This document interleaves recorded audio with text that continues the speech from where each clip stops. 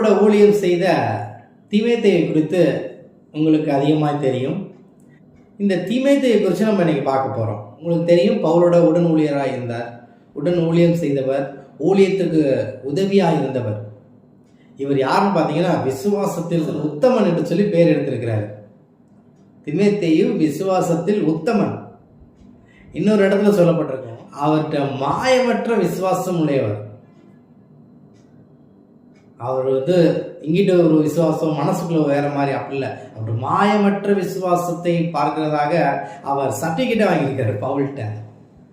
So எனவே இந்த விசுவாசத்தில் உத்தமனா இருக்கிற இந்த தீமோத்தேயு குறித்து தான் பார்க்க போறோம். இந்த தீமோத்தேயு குறித்து எங்க எழுதப்பட்டிருக்கிறது பார்த்தீங்கன்னா 2 தீமோத்தேயு 1 நம்ம வாசிக்க போறோம். அந்த விசுவாசம் முந்தி உன் பாட்டியாகிய லோவிசாலுக்குள்ளும் உன் தாயாகிய ஐனிக்கேயாளுக்குள்ளும் நிலைத்திருந்தது, அது உனக்குள்ளும் நிலைத்திருக்கிறது என்று நிச்சயத்திருக்கிறேன். அப்ப பாருங்க, அவங்க பாட்டிக்கு விசுவாசம் இருக்கிறது, அதுக்கப்புறம் அவங்க அம்மாவுக்கு ஐனிக்கு விசுவாசம் இருக்கிறது, அடுத்து தீமோத்தேயுக்கு விசுவாசம் இருக்கிறது. இப்படி 3 பேரும் ஒரே விசுவாசத்தின் அடிப்படையில் வளர்த்துருக்காங்க. பாருங்க, பிள்ளைகளா பாட்டிக்கு விசுவாசம், அந்த விசுவாசத்தை பிள்ளை ஐனிக்கேலுக்கு தான் மகளுக்கு சொல்லி கொடுத்துருக்காங்க அதிகமா.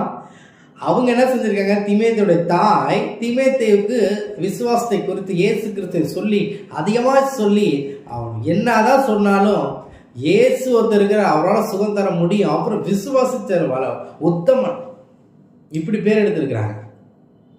ஸோ உங்க பிள்ளைகளுக்கும் இதே சொல்லிக் கொடுங்க, அதிகமாக சொல்லிக் கொடுங்க. இயேசு கிறிஸ்துவை குறித்து நீங்க விசுவாசம் உள்ளவர்களாக இருக்கணும். அப்பதான் உங்க பிள்ளைகளுக்கு நீங்க விசுவாசம் சொல்ல முடியும். இதுல 2வது பார்த்தீங்கன்னா, இவங்க தகப்பனை குறித்து இந்த இடத்துல சொல்லப்படவில்லை. அப்ப இந்த இடத்துல பார்த்தீங்கன்னா பாட்டி இருக்கிறாங்க, தீமோத்தேயுடைய பாட்டி இருக்கிறாங்க, தீமோத்தேயுடைய அம்மா இருக்காங்க. தீமோத்தேயுடைய தகப்பனை குறித்து நம்ம எப்படி அறிந்து கொள்ளணும் அப்படின்னு பார்த்தீங்கன்னா, இந்த சம்பவத்தை மட்டும் நம்ம படிச்சுட்டு நம்ம கடந்து போகக்கூடாது. இந்த சம்பவம் வேறு எங்க எழுதப்பட்டிருக்கிறது பார்த்தீங்கன்னா, அப்போஸ்தலர் 16 1 3 வரைக்கும் நம்ம பார்க்கலாம். அதன் பின்பு அவன் தெர்பைக்கும் லிஸ்திராவுக்கும் போனான். அங்கே தீமோத்தேயு எனப்பட்ட ஒரு சீசன் இருந்தான். அவன் தாய் விசுவாசம் உள்ள யூத ஸ்திரீ, அவன் தகப்பன் கிரேக்கன். ஸோ பாருங்க, தீமோத்தேயுடைய குறித்த ஹிஸ்டரி இங்க எழுதப்பட்டிருக்கிறது. அவங்க தாய் யூத ஸ்திரீ, தகப்பன் கிரேக்கன். இந்த கிரேக்கன்னா யார்? இந்த கிரேக்கர்கள் யார்? கிரேக்க மொழி பேசுகிறவர்களும் கிரேக்கர்கள் என்று சொல்லப்படுகிறது. கிரேக்க தேசத்தையும் உடையவர்கள் தான் கிரேக்கர்கள். சிலுவை பற்றின உபதேசம் கெட்டு போறவர்களுக்கு பைத்தியமா இருக்கும், ரட்சிக்கப்படுவர்களுக்கு தேவ பலனா இருக்கிறது என்று சொல்லி நம்ம வாசிக்கிறோம். அதே பாருங்க, 1 கொரிந்தியர் 1 அதிகாரம் 23 பார்க்கிற பொழுது, நாங்களோ சிலுவையில் அறையப்பட்ட கிறிஸ்துவை பிரசங்கிக்கிறோம், அவர் யூதருக்கு இடரலாயும் கிரேக்கருக்கு பைத்தியமாயும் இருக்கிறார். அப்ப என்னதான் இந்த கிரேக்கர்களுக்கு சொன்னாலும் ஆண்டவரை குறித்து விளங்க. ஸோ கிரேக்கர்கள் இப்படிப்பட்டவர்கள், அவங்க யூதர்கள் எல்லாம் விருத்த சேதனம் பண்ணப்பட்டவர்கள். ஆனா கிரேக்கர்கள் அதை பண்ண மாட்டாங்க. பார்த்தீங்கன்னா அடுத்த வசனத்தை வாசித்து பாருங்களேன். அவன் ரீஸ்திராவிலும் இக்கோனியாவிலும் சகோதரராலே நற்சாட்சி பெற்றவனாக இருந்தான். யாருன்னா தீமோத்தேயு தகப்பன், நல்ல பேர் எடுக்கிறார்.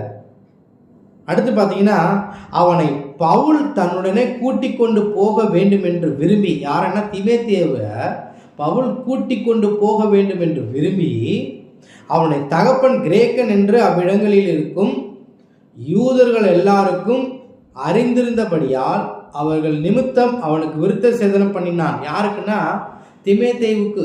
இப்ப பாருங்க, என்னதான் தகப்பன் ஒரு வசனத்தை ஏற்றுக்கொள்ளாதவளா இருந்தாலும், அம்மா ஆண்டவராகிய இயேசு கிறிஸ்து மேல விசுவாசம் உள்ளவளாய் தீமோத்தேயுவை வளர்த்துருக்கிறாங்க. இந்த சம்பவத்தை இருந்து நம்ம கற்றுக்கலாம். ஆவியானவர் எனக்கு இதை கற்றுக் கொடுத்தார். அதே போலதான் பாருங்க, தீத்து ஒரு கிரேக்கர். நம்ம வாசிக்கிற பார்த்தீங்களா, தீத்து.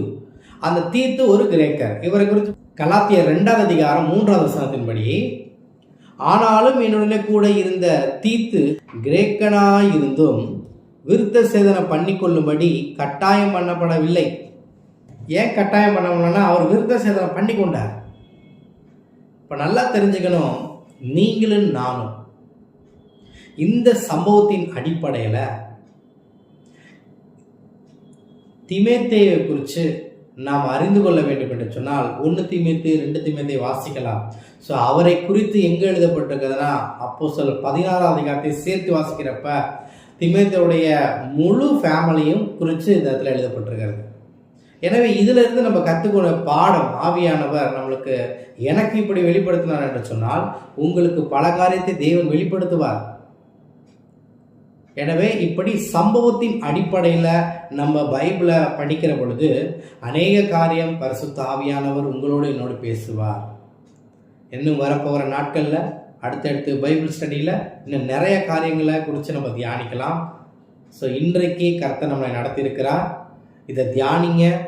மத்தேயிலிருந்து ஆதியாகமத்திலிருந்து வெளிப்படுத்தின சுவிசேஷம் வரைக்கும் சம்பவத்தின் அடிப்படையில் தியானிக்கிற பொழுது கர்த்தராகிய தேவன், அவருடைய நாமம், அவருடைய செயல் எல்லாம் நீங்கள் கற்றுக்கொள்ளுங்க. அவருடைய குணங்கள் எல்லாம் ஆராய்ச்சி பாருங்க.